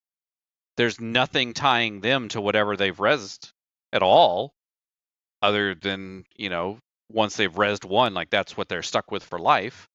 But they can choose to be like, well, fuck this, and just turn tail. I say turn tail and flee, but it's more like it's less, it's more than that. It's more than just a giving up on their guardian. It's a and especially in this sense, it's described as I can't do this. I can't let this thing that I've brought into this world, to this existence, continue being as evil as it is. And so I'm just walking away. Like I because I have no other options, my only option is to walk away. And as the ghost put it, return to the light. Yeah, and I think we can't understate, or we can't overstate how big of a decision that is for Yeah. a ghost based on what we've seen here. Finch described it as sharing his soul with a monster when he picked a hive night. And humans can be monsters too. Absolutely. But to be sharing a soul. Now Sagira, kind of poked fun earlier at the whole like, oh, so they're our soulmate kind of thing. I think they kind of are. Maybe not in a romantic sense, but in a like. But they on complete a physical each other. sense, like I think it's like an atomic, like on an atomic level, right? Like it's not it's more than a feeling. No, there's something there that is a physical connection, that they are truly one. Like, yeah, that's interesting to think that it goes beyond a romantical sense of soulmates, and an actual like physical completion of soulmates. Like they are literally two halves of a soul. I think maybe another way for people to think about it is to these ghosts, certainly to our ghost in game, and presumably all of the ghosts that when they pick somebody, that person they are picking to be the the best friend they will ever have in the entirety of their existence. And when that choice is incorrect, they have to leave that friend to die. They have to leave that friend dead. Like that is such a got to be such a difficult situation to be in, and I think that's why so many ghosts don't give up on their guardians or their light bearers, despite the fact that they're doing terrible, awful things, because like they can't break themselves apart again. Sure. They can't make themselves a lesser whole Yeah. anymore. Like it that I'm curious if it's a because it is like a physical thing. Like if they were to physically break from that connection, if that, I mean, we're talking paracausal powers now. Like Mm-hmm. we genuinely don't know what that would mean because we don't have definitions for that. Like, yeah, no, Right. that's yeah. So, that kind of concludes our discussion regarding the ghosts in particular. Okay. However, I do kind of have some final closing cards here that I wanted to read off that I think sum up a perspective that we haven't really talked about thus far. And that is the perspective of what does this all mean for Right. the Guardians, for the Vanguard, for the people living in the Destiny universe. Um, and I'm gonna pull up because I'm realizing that one of them somehow missed my note here. How I'm dare gonna pull they? up three cards that I want to read off. All of these come from the one of them comes from the or excuse me, one of them comes from the collector's edition of the Witch Queen journal, and the other two come from the collector's edition ARG that everyone got a what equated to a strip of paper that the Right. community had to like literally piece back together 30 The shred pages of shredded the documents. shredded pixelated sections of it. Yeah. Yeah. And we got a bunch of really awesome additional information out of that. Which So, I just want to say, the whole thing with between Jaleel, and Jaleel, that is Dead yeah, Orbit guy. of Dead Orbit. Yeah. Yeah. The whole interaction between him and Ikora in the last like 4 or 5 pages is just you want some Oh yeah. mind blowing shit. Go read that. Yeah, no, it's pretty crazy. Uh so the well, it's the least important of the three, so I'm just going to reference it off memory instead of going verbatim. How dare Um you? How dare you wreck the integrity of this No, no, that's fine. it's just some context.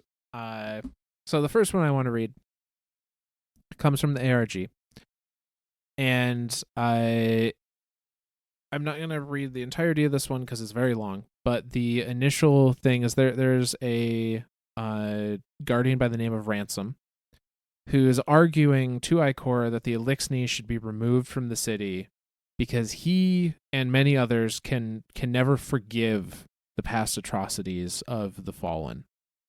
Sure. Um, and I mean, they're literally Ikora's living with their demons at this point. Like that's a right, that's a hard thing to do.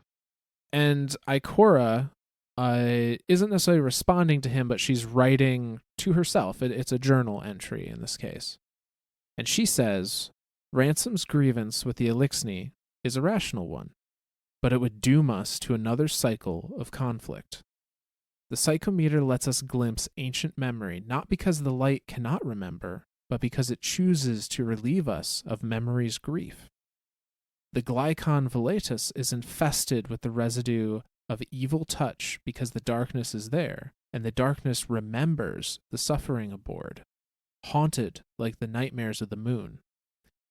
You win a game of Go by maximizing your own personal score, but I played for a joint good, a victory not described by the game's rules. Externality drove me to cooperate when I should have competed. One move's grace for Zavala, so both of us could play a better game. And the Drifter's poor ghost, after centuries hoping he would become a true guardian, after centuries of disappointment, it still sacrificed its own form to grant him another chance. This is why the light wipes away memory. It strikes away the pain of the past to break the pattern, to create the possibility of grace. This is why the dark remembers. We need to remember how we were hurt so we can avoid being hurt again. This is the message I need. Not some sophisticated exegesis of paracausal semantics. This one thought. Grace and memory. The light offers escape from endless silicic violence. The darkness remembers the hurt that was done to us so that we cannot be exploited by those who would hurt us again. We need the darkness to avoid being preyed upon by those who see the light as an opportunity to feed. But we need the light too. The light is the hope of grace through the grace of hope. The possibility to be more than what reason allows us, because by acting unreasonably, we escape reasonable limits. This is how we reconcile light and dark. This is the message we must teach. So I'm not going to get too analytical into that bit because there's another section here that she kind of describes in more detail what she's inferring in that statement. Right. Well, and the whole thing that's going on, kind of, I say in the background of the journal and these pages, it's talking about a game that this game of Go that Ikora and Zavala are playing, and Zavala gets pissed at her for making a move because it wasn't the most optimal move ever, and it didn't help her achieve the end goal of the game. Right, it was a pointless move in his eyes. In his eyes, it was completely pointless. And Ikora, to her, she was like, "Well, I just wanted to see how that would play out." And it's interesting. That is literally what is happening with the gardener and the universe. Mm-hmm. That is the gardener and the winnower are, their universal game, their universal flower game. It boils down to the same difference in opinion of Zavala going, that doesn't help you win. The rules of the game are to win the game. And Ikora saying, but what if there was a different win state? What if there was a different way to win that isn't in the game as it stands right now? I don't know why I just made that connection of the two of them playing the Go and Ikora making this move being the equate of the garden game. That's really interesting there that I just now thought of that too. So the last bit the last lore bit that I'm going to read tonight, this is also in the ARG, and to preface the bit I was trying to dig up but failed to do so in time, there was a new light by the name of Senoret who sent a message to Ikora saying that they were a low power guardian and they, they're new and they're not really sure how to feel about stasis, and like all of these bigger, higher power guardians are doing things and using stasis and other tools that like he's very uncomfortable with. Yeah. And And she's an Egyptian, right? Like she's like the whole thing with her with Cinneret is that like even the English that they use is kind of broken, but only yeah, because she's so old that English didn't exist. right. They Like talk she's from about like she came from ancient ancient Egypt. Egypt, Yeah. I love which this is one. I really love the cool. idea of Yeah. this one. I love that idea that I mean theoretically a ghost can literally pick anyone, so why not pick a mummified Egyptian? As long Like as the remains are still intact, apparently that's enough. that blows my mind, man. That's awesome. Anyway, continue. So Ikora, after coming to this kind of revelation of how to reconcile the use of light and dark and what each might mean and why each might would be important, she pens the following letter to Seneret, which is part of the ARG pages. It's a long one, but I think it's very important to read in full, so I'm going to do that. And God help my voice. Okay. So it goes as such. Dear Seneret, there is no such thing as a low power guardian. There may be armor that you can't actuate or weapons, mechanisms you can't understand. There may be techniques you have yet to master and missions you dare not attempt. But the possibility of your light is unlimited. I mean this very seriously. A novice Go player has the exact same power to place stones as a 9-Dan master. The only difference between them lies in their knowledge and the ability to choose. This is my firmly held and personal truth. The only difference in power between you and me lies in what we have learned and practiced. Not many guardians are brave enough to ask the questions you have. Maybe your age has done well by you. Your society might have been too small for leaders to rule you from far-off palaces. Maybe you were resurrected without any fear of bringing your consorts before your tribe. I often wonder how many of the attitudes of our past lives we bring into our rebirth, but investigating this would fall into the taboo against pursuing past lives.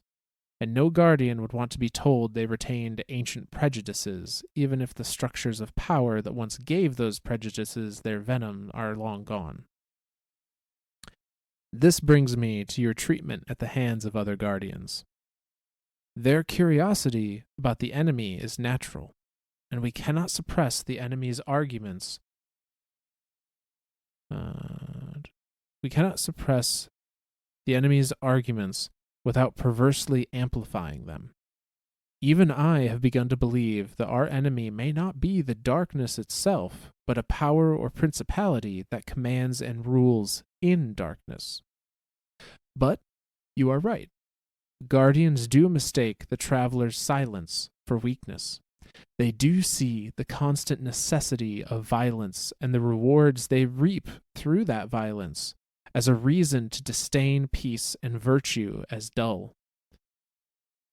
Guardians want action and meaning and loot.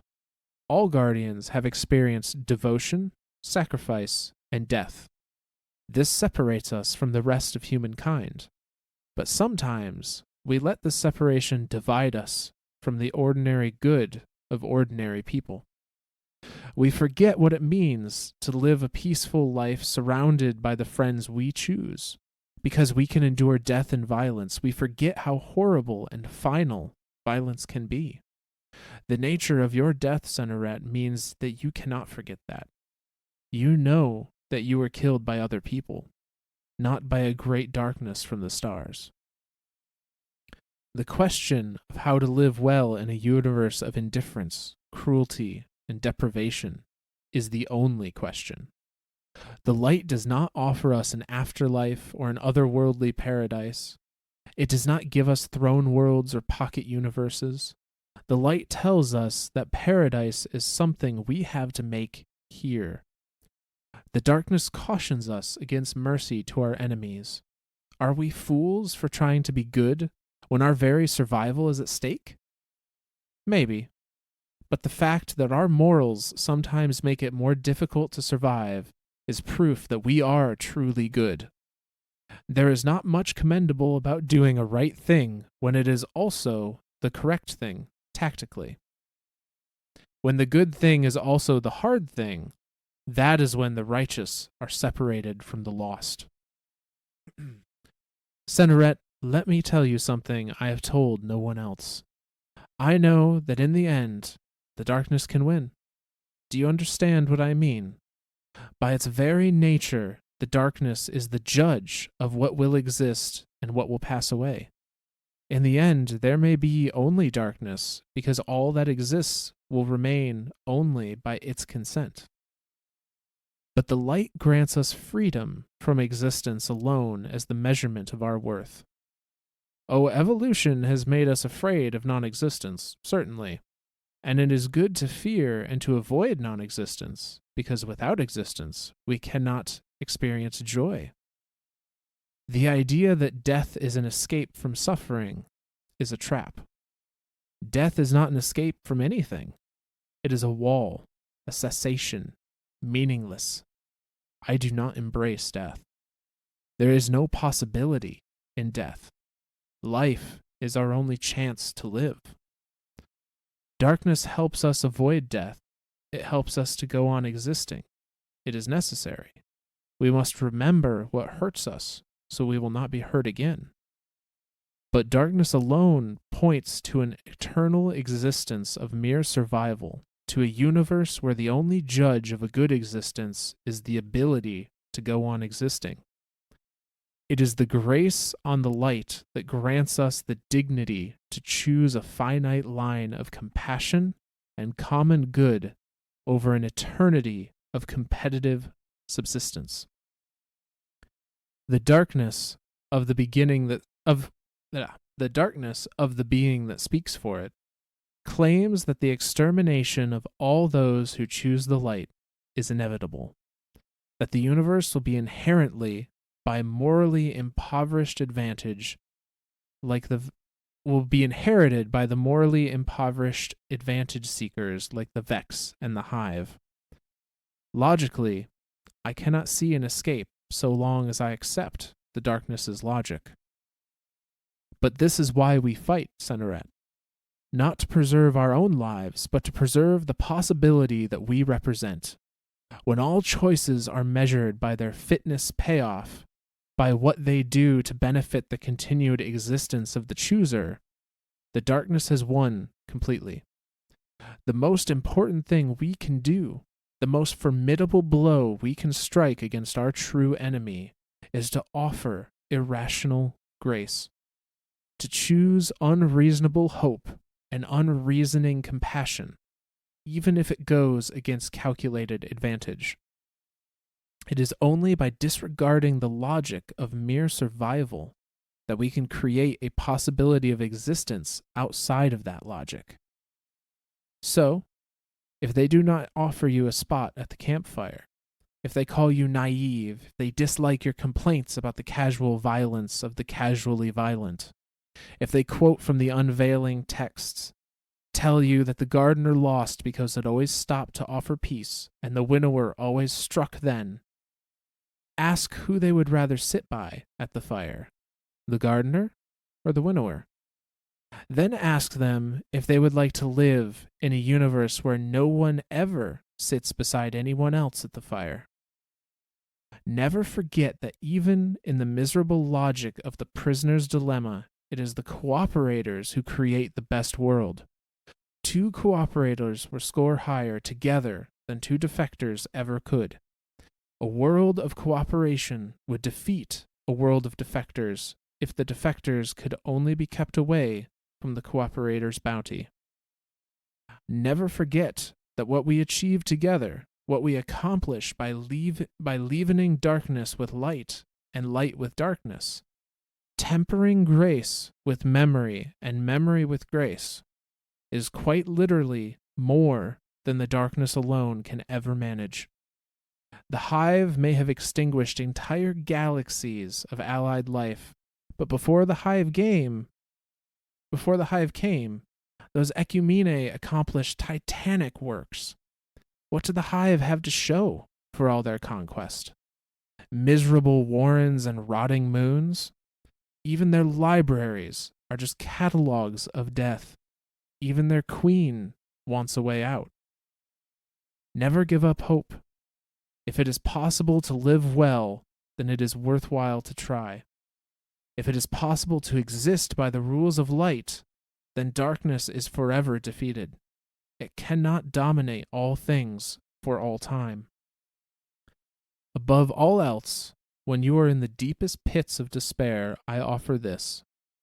I believe that there is no reason the traveler chose to make its stand here at Earth, instead of at Reese or any other world before. I do not believe in any specific quantity it detected in humanity, nor any great tactical advantage the traveler gained by vouchsafing its power to us. It did not release its ghosts as a move in a scheme of incomprehensible complexity, or because we fit the criteria of an ancient plan. It did not compute the set of contingencies which could permit its own survival, a 1 in a trillion pathway through a thicket of certain death. I believe the traveler simply could not bear to abandon one more infant possibility. So it chose an act of unreasonable grace. Holy shit. I have nothing to break down in that one. That's just like Jesus. I have nothing to break down in that one. That was just That was a longer reading than I thought it was gonna be. no, that's fine. I think that was warranted. That was beautiful. I might be crying right now, but I don't know. So Man.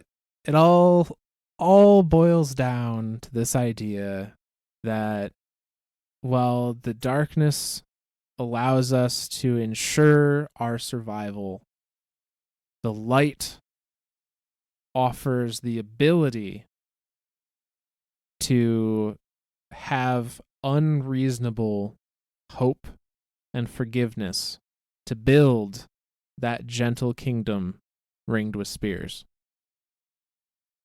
Jesus. Whew. Whew.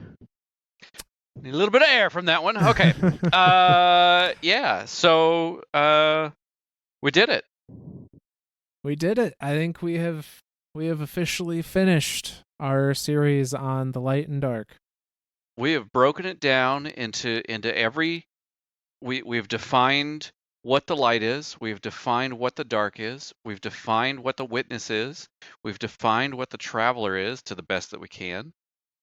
We've defined ghost. We've put all this together. We've asked the questions. What does it mean?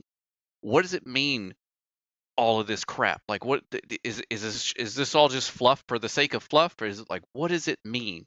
And I think there's a lot of really cool, uh, uh, and really unique ideas in here, and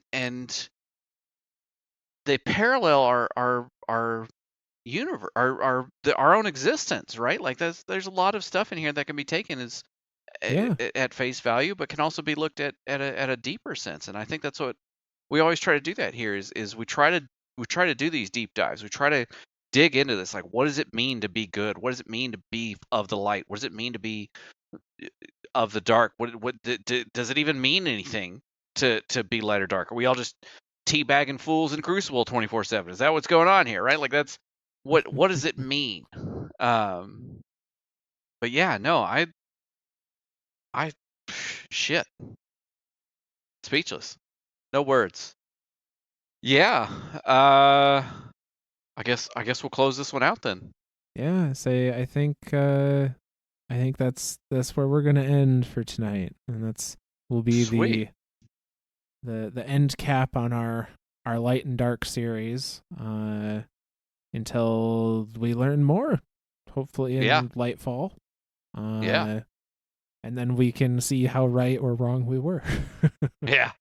Well, and if our past episodes and predictions are anything to go off of, we kind of know what the fuck we're talking about. It's super cool when we get proven right. Okay. Well, I guess with that, then I'll start thank yous. So I've got two big thank yous tonight. The first one is going to be to everyone out there that listens to us. We stated at the beginning of this episode, I cannot state how ecstatic and humbled I am that we have reached over 10,000 plays. That's, I know in the grand scheme of the entire universe and the entire world, that's just a pinprick. But I mean, to us, I can't even count 10,000 people that I know on one hand. Like that's, I mean, partly because I only have 5 fingers on one hand, but I mean, if I ran through all my fingers and all my toes, I still wouldn't get to 10,000 because I only have 20. Anyway, not the point. The point is, you guys are awesome.